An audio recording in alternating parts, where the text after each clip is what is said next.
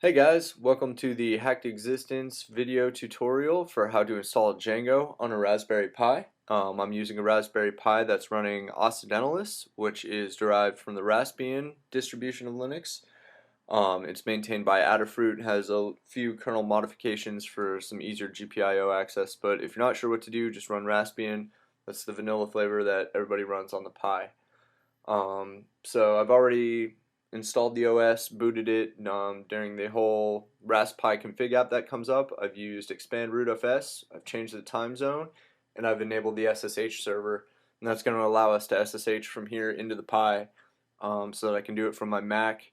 You don't have to do that, that's optional, you can do it locally, but you do need to be on the internet for this to work. If you're using Wi-Fi, you can plug a Wi-Fi USB dongle in. You can use Nano to edit /etc/network/interfaces, and you just add in your Wi-Fi SSID and password, reboot, and it'll automatically connect to the network. Or as another option, you can just plug straight in with a Ethernet jack. Alright, so let's SSH into the Pi and take a look. Pi is at 192.168.1.179. The default username for SSH is Pi. The password is Raspberry. Okay, so this is, like I said, a brand new fresh vanilla image. So the first thing I'm going to do is fix my keyboard. And I'm going to do that by nano default, etc default keyboard. We're going to go down here to XKB layout, where it's GB. Nano. We're going to change that to US. Control X to save. Right. And done. Okay. So the first thing we're going to do is update our apt-get cache. So we're going to do that with sudo apt-get update. And this is going to connect to the network and download a list of all of the latest software packages that are in the online repos. And this is good to keep our system up to date prior to making any large changes to the operating system's infrastructure. And that'll help us with solving things like dependency issues from newer software.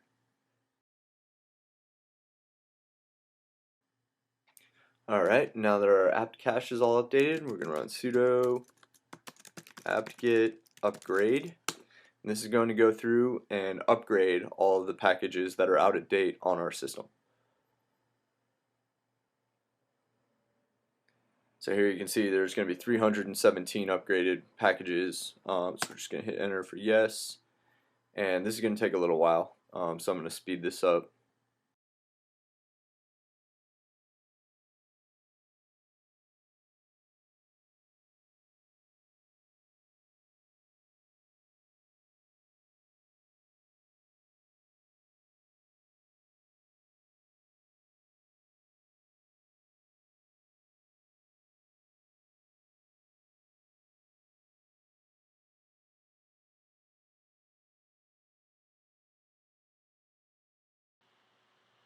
Okay, so at some point during the upgrade process, it'll ask you if you want to restart automatically. Just say yes, and it'll keep going.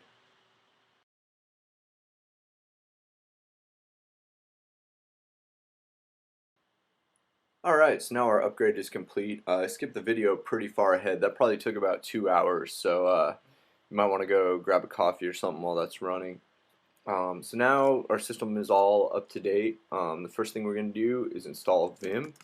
I don't know how anyone lives without this. Apt-get install Vim.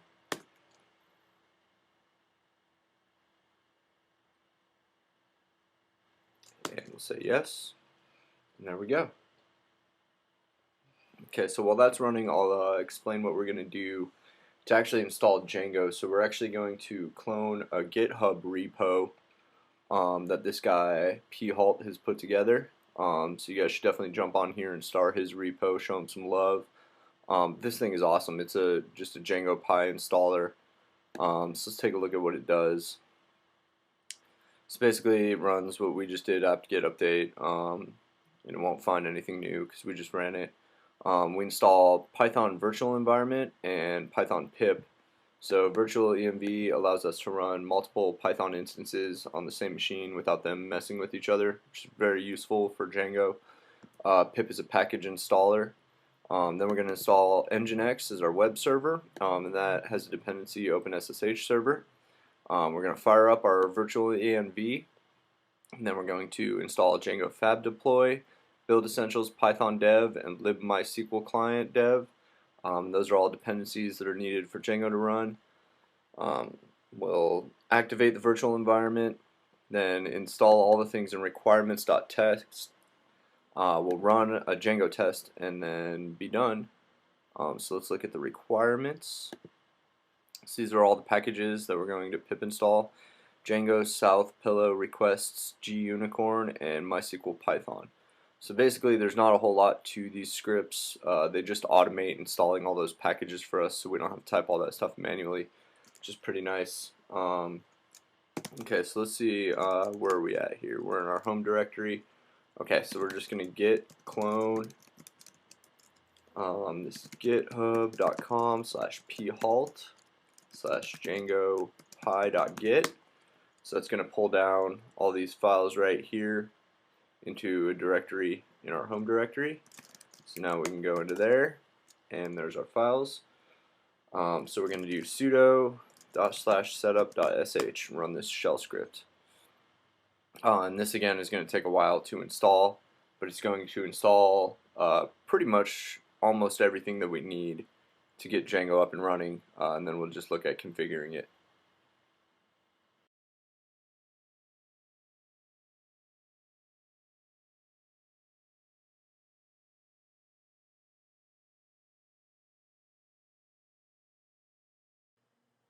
Alright, so at the end of that script you can see here we run Django test, and it tells us we're using version 1.7, so we are all up and running with everything that we need installed to run Django. Now we just have to run through the whole configuration process. But first we need to reboot, and I'll show you why. If we run which Python, you'll see we're using the built-in Python in user bin Python. After we reboot, we're going to be using the Python that's provided by virtual env, which is the one that's going to run our Django setup. So let's go ahead and reboot. And you can see the SSH session kicked me out. So in a minute here, I'll SSH back in. Okay, so now that our Pi is all rebooted, we'll SSH back into it. Alright, so now we'll run that which Python again, and you'll see that we're now using a Python that's in HomePy bin Python, which is provided by virtual env. Okay, so now we've got to get Django up and running, and we started Django, move all the way out to the web server. So the first thing we're going to do is start a new Django project. I'm going to do it just in my home directory. You can do it wherever. It's pretty convenient just to do it right here. So we're going to run Django admin.py. We're going to say start project, and I'm going to call this micro farm. So you can name it anything you want. Alright, so now Django admin creates this directory microfarm, so we'll cd into microfarm, and you can see there's our manage.py, and then here's our settings URLs and this wsgy.py. That's going to come in handy a little later. But for now, if we could just go back up here where our manage.py is. So I did this part a little out of order, so I just cut this into the video. So right here, if you do a Python manage.py syncdb, and you can actually go through the entire rest of the process without doing this and do it later. Your web server will still come up and running, but running this will install your auth system. So we'd like to create a super user, yes, just call it pi, just put anything you want here. Probably shouldn't make your password raspberry, that's kind of obvious. Alright, so now you can continue on with the rest of the tutorial. We do Python manage.py run server. So this should bring up the Django development server. In a minute here we should see some output. You've unapplied migrations. Okay, yeah, so that's fine. So it's telling us our server is available at this address. So this is running as a daemon actively. We haven't put it in the background. So what we'll do is open up a new terminal, SSH back in. So we have two separate windows open to the same Raspberry Pi.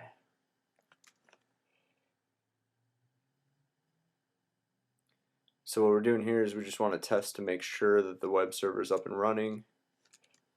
So Raspberry, and we're going to do that by installing Nginx. So sudo apt-get install Nginx. So Nginx is a text-based browser that'll let you browse websites from the terminal. And we'll use that just to verify that our Django server is up and running before we move forward.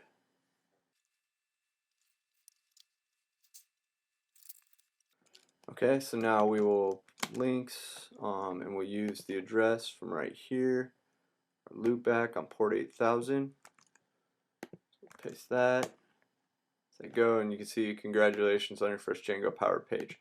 So we are up and running with the development server. So I'll just exit out of here and close that window. We don't need that anymore, and we can Control C this. We verified that our server's up and running, and Django is able to start up. Okay, so now we're going to install a supervisor. And supervisor is going to be used to start and stop Gunicorn. We'll get to that next, but let's start with sudo apt-get install supervisor. Okay, so now supervisor is installed, so we'll set up the conf file for supervisor. So we're going to do sudo vim etc supervisor conf.d, and we're going to create a new file called gunicorn.conf. And now we're going to set up this file.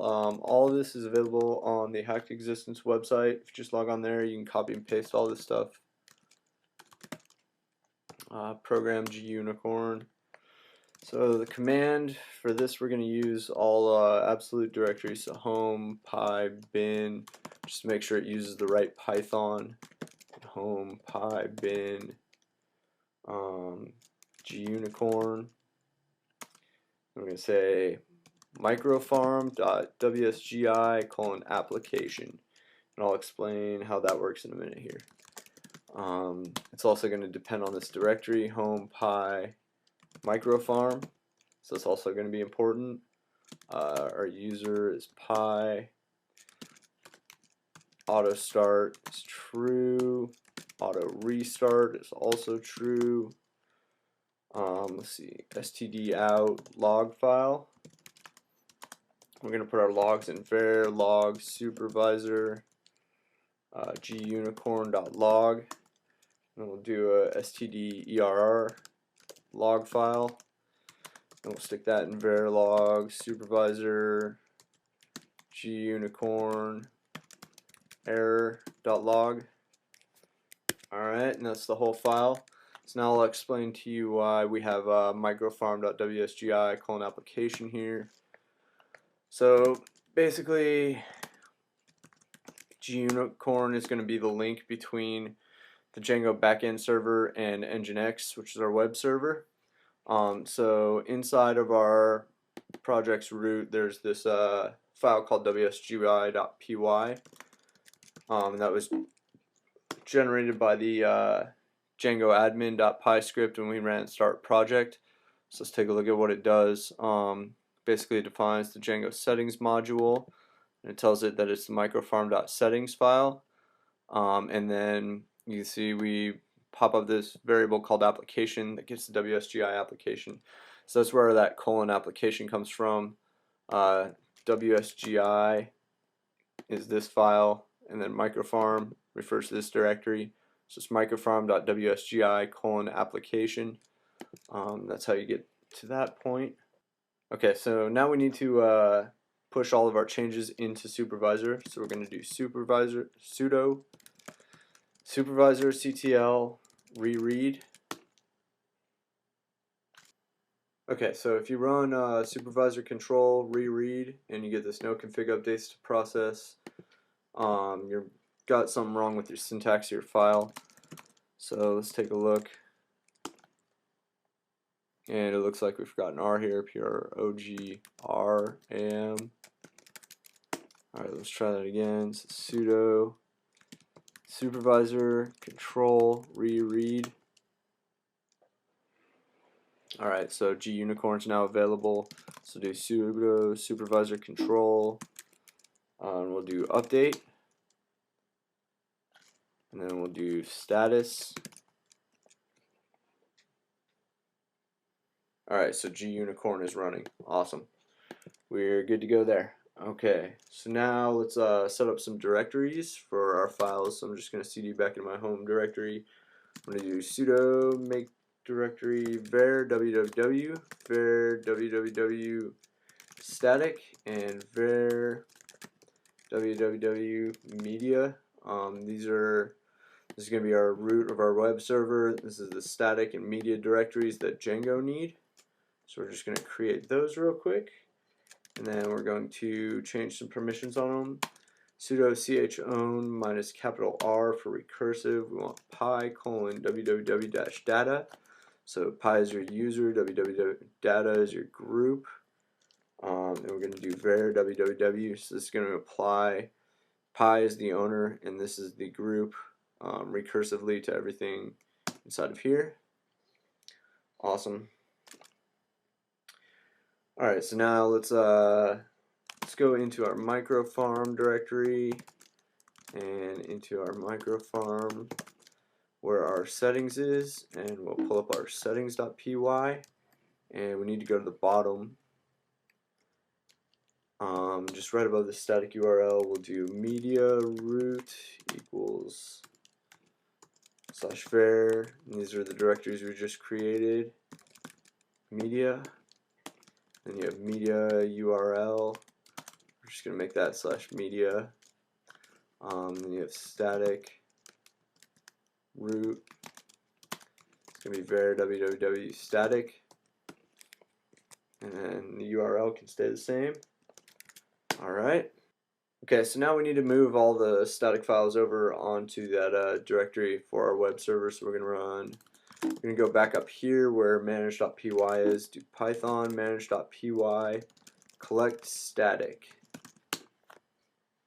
So now this should copy a bunch of stuff out of Django and into, let's see, override everything there, yes. There we go. There's all of our admin styles and whatnot.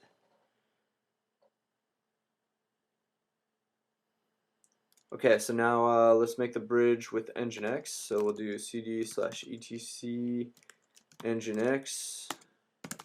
See what's in here. Alright, so we'll go into sites available, and we've got a default site in there. Okay, we'll make our own here. I'm just going to call it microfarm. So this is a point where it's probably easier to go copy and paste this off the HackedExistence website, HackedExistence.com. But you can follow along while I type it out if you want. So upstream Gunicorn. Basically what this is telling Nginx is when it gets a request to pass it upstream up to this Gunicorn server that's going to act as the bridge between Nginx and Django.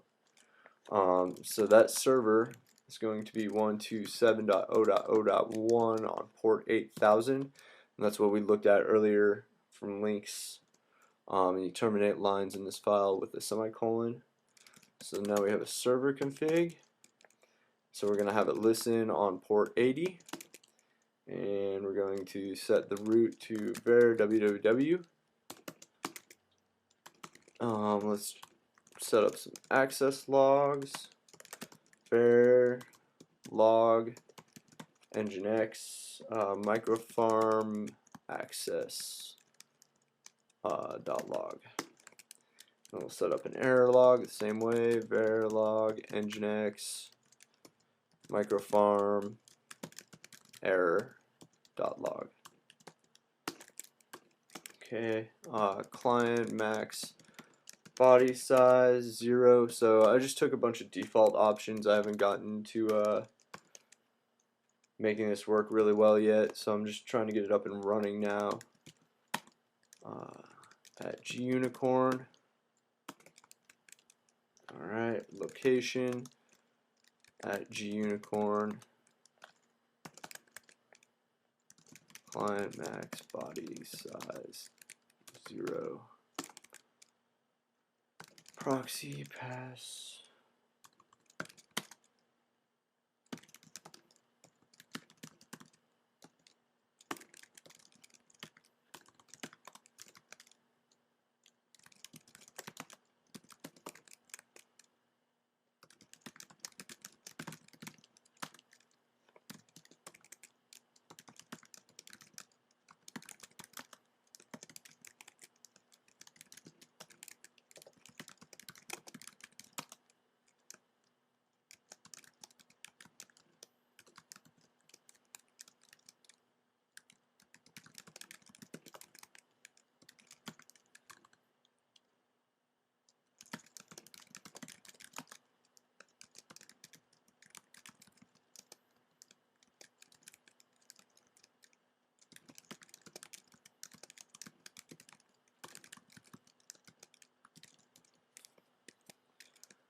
Alright.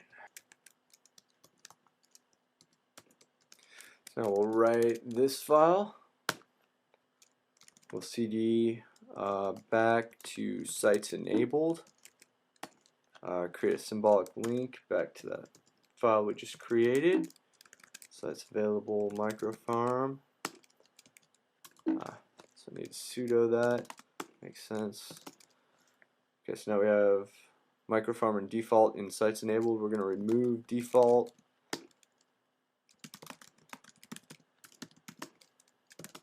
So now we only have microfarm. So sudo service nginx restart. Let's see. There's an extra N there. Nginx. Yep, alright. So bim etc nginx conf.d microfarm. No. Sites available microfarm, there we go. Alright, so here there's a typo. Alright, let's write that, restart the service again. See if that did it. Awesome. Alright, so now if everything went well, we should be able to pull up Chrome and do 192.168.1.179 and see our Django page. Awesome. Alright, Django is all up and running. Everything's ready to go. You can hit this from the outside, so now you have a fully functional Django server, runs on a $35 tiny embedded hardware that you can make very portable. You can battery power it. What really excites me about it is that it's got all the GPIO pins, so now I can interface this with hardware sensors and switches. So if you stay tuned, we'll do some of that next. Thanks for watching.